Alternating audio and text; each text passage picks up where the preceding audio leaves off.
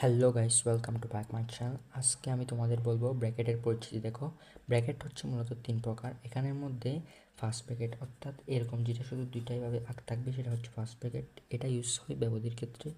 আর এখানে হচ্ছে second bracket, এটা হয় সেটের ক্ষেত্রে, অর্থাৎ নির্দিষ্ট কোনো মানের ক্ষেত্রে। আর হচ্ছে থার্ড ব্র্যাকেট, এটাও ব্যবধির ক্ষেত্রে ব্যবহৃত হয়, সেগুলো এখানে আলোচনা হবে। এখন দেখো, সেকেন্ড ব্র্যাকেটের কাজ কি, মনে করো আমি কোনো একটা 2, 5, অর্থাৎ এখানে শুধু 2, 5 এর মধ্যবর্তী কোনো মান হবে না।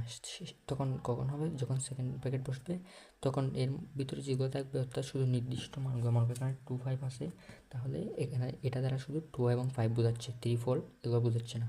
এখন আসো ব্যবধির ক্ষেত্রে। ব্যবধি হচ্ছে মূলত চার প্রকার। চার প্রকারের মধ্যে প্রথমটা হচ্ছে ওপেন বা মুক্ত ব্যবধি।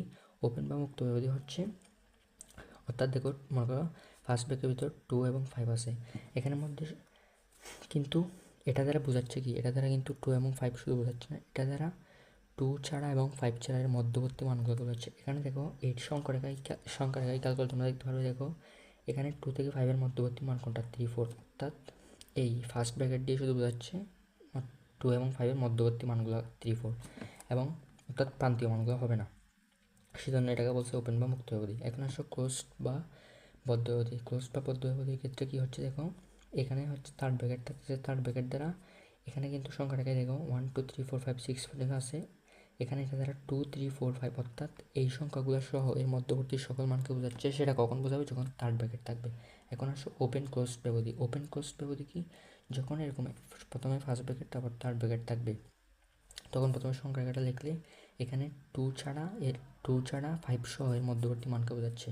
আবার দেখো ক্লোজড ওপেন ব্যবধি, এটার ক্ষেত্রে 2 সহ এবং 5 ছাড়া এর মধ্যবর্তী মানগুলোকে বোঝাচ্ছে। অর্থাৎ যদি থার্ড ব্র্যাকেট দেখো তাহলে সে মানটা সহ এর মধ্যবর্তী মান, আর যদি ফার্স্ট ব্র্যাকেট দেখো তাহলে সেটা ছাড়া তার মধ্যবর্তী মান। আশা করি তোমরা খুব ভালোভাবে ব্র্যাকেটের ব্যবহার বুঝতে পারছো। যারা এখন আমার চ্যানেলে সাবস্ক্রাইব করনি, তার চ্যানেলটা সাবস্ক্রাইব করে দাও। আসসালামু আলাইকুম।